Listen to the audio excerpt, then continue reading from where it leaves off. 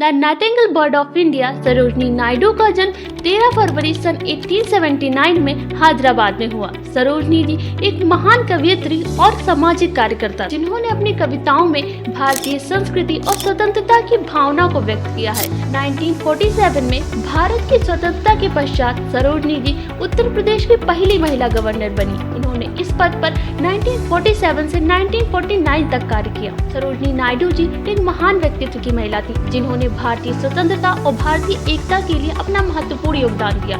देश की सेवा करते करते 2 मार्च 1949 में कार्डियक अरेस्ट की वजह से सरोजनी जी पंचतत्वों में विलीन हो गई, लेकिन उनकी कविताएं आज भी हमें देश सेवा, देश प्रेम के लिए प्रेरित करती हैं।